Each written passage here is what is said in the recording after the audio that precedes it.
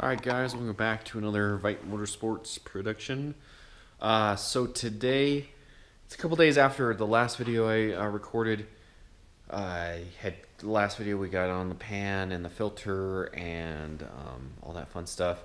I did get a magnet for the screw-on filter, and what else did we do? And then I did what they call the HOOT method. I guess it was named after the first guy to suggest doing it like this. Allison doesn't recommend a fluid transfer where you pump in fluid and then push the old fluid out. So this method is using the Allison pump, transmission pump, to actually pump the fluid out and get swap out the fluid. Only doing that because I bought this very expensive Transin and would like to use as much of that as possible. Don't recommend it. I do not. It didn't work very well. I found that it worked one time and for no apparent reason, and the other two times you repeat this process 3 times. The other 2 times you it came out of the from cooler spout that was in the transmission, and so it was spewing out of there instead of coming through the hose into this catch can I had. So it made a mess on my floor, and it just didn't work very well. Put it in limp mode, and I do not recommend it at all. So if you have this issue, I don't recommend doing this. So just do a swap of the fluid. Do it once, do it twice, do it 3 times, and then you're done. You know, I think it's 7 quarts come out of this thing when you're done. I mean, I'm trying to think how many quarts are in 5 gallons. That's what, 25 quarts. You can do it 3 times. So, you know, drive it for 100 miles and go swap out the fluid. Drive for 100 miles, swap out the fluid. Drive for another 100 miles, swap out the fluid. And you'll probably have it pretty darn close to as good as you're probably ever going to get it. So I don't really recommend this HOOT method. It's a big pain in the butt. Wasn't worth it, and it was super frustrating. So today, not going to be doing too much. I probably won't even record it because it's so dark in there. But I'm going to be swapping out the what am I swapping out? The switch for the headlights. They weren't working. They'll dim all the interior lights because the rheostat is failing inside of it. So we're going to replace that light switch quick. That shouldn't take very long. You just take off the dash panel. A couple screws hold it on. I take that back. I don't think any screws hold on. It's just a couple clips. So that's the end of that. And then I might record a little bit more time lapse, but not a lot, on the the horn. So this will be an intro to a multiple day video because I'm not doing too much tonight. I'm cold and I don't really want to do anything, and the wife's out of the house, so I have other responsibilities to do tonight. So we're going to do this real quick thing. Maybe look at how we're going to mount the horn, and that'll be about it. But I will bring you guys back. We'll do no more time lapse, and we'll close this guy out in another day when we probably get the horn on. What else do I need to do? It's kind of all. Well, I also need to work on these rear cross member bushings. They're shot, so I need to do that too. But that won't be tonight either. But we got some more work to do. I still have to get a tool for the ball joints. That's why I haven't started the front end work yet. So that's where we stand right now. All right, guys. I will see you guys on the flip side.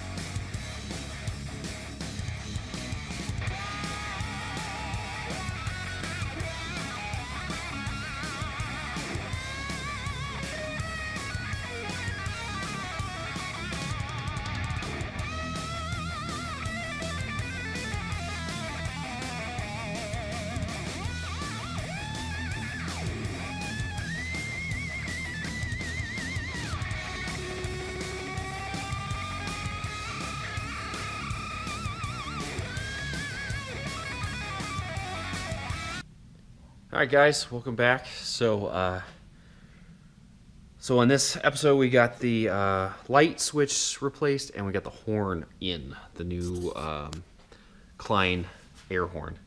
So this horn was actually on our Suburban before we sold it. I decided to remove it really quick and because I like to put it on this truck. So we got it installed. When we left last on the time lapse, I was finishing everything up. I've got everything wired up now, and it's got all lines cut and rerouted and everything. So here's what it looks like. The horn is tucked down here. I've had this bracket that I made before. It's hooked into the new trans cooler bolt is holding it up. It's really nice and solid. You kind of see in there. Got the air line there, and then the wiring is coming over here, goes out through here to the light along the battery.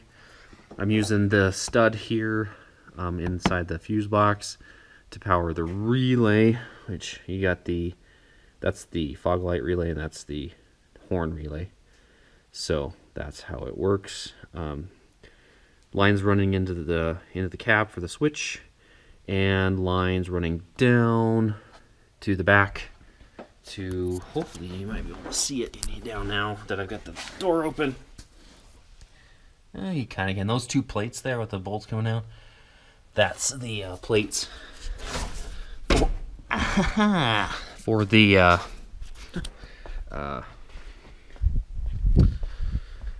yeah, right. The compressor and the bottle. Let's see if we can see it from this end. There it is. Yeah, there you go.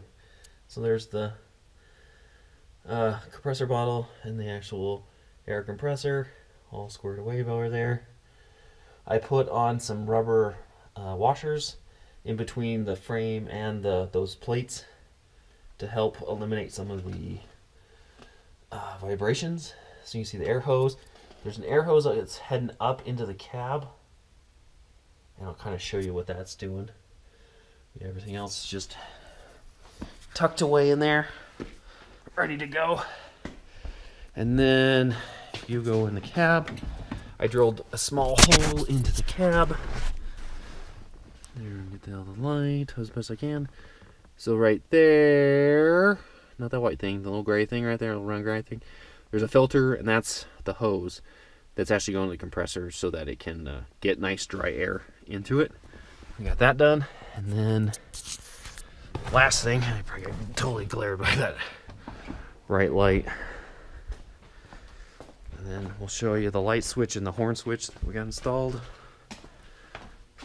Silly rearview mirror. Oh, it's so tight in here. I can't wait for a bigger garage one day. Still happy with what I got. And then here you go.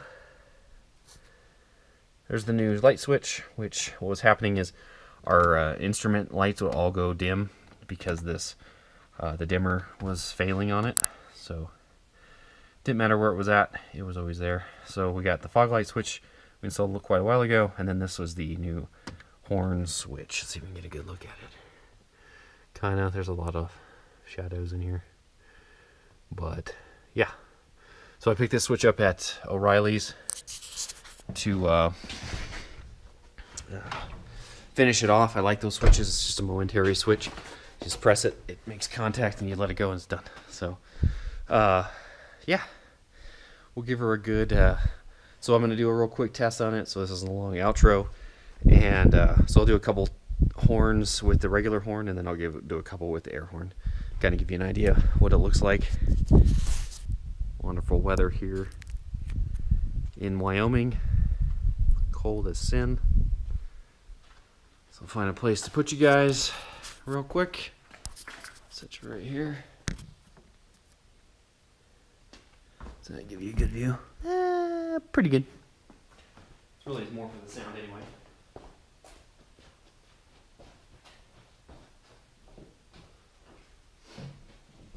Alright. That's a regular horn. Awesome. And that's That's the air horn. So quite a bit louder. Definitely somebody's gonna hear you coming with that. So that is the project for this episode anyway. Trying to do more episode based, trying to get into that sort of thing so that we're not dragging out a single project for weeks and weeks and weeks and weeks and weeks. I find that that's boring for me to edit those kind of videos, and it's probably boring for you guys to watch them.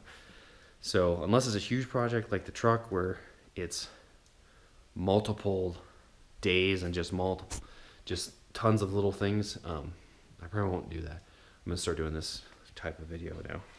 So hopefully I can boost up the views and get going on this, but I just enjoy what I do, and it'd be great if I can make some money at it, but it doesn't matter to me really. I like doing this, it's fun. And it kind of just gives me a chance to chronicle my my ventures with vehicles. So coming up, we're going to be working on the front end of this thing. I've got shocks coming. I already have all the Moog parts for the ball joints, upper, lower, pitmans, idler, and tie rod ends. I said we have shocks coming. What else we have coming? We've got headlights coming. So love the look of those headlights, but don't like the light output. I think probably when they first were brand new it was okay, but as time goes on, tinting gets darker and darker. So those have just gotten so dark that you don't get much light out of them. They're pretty much useless because I use the fog lights to really see the road, and that's not good for driving down the road and killing people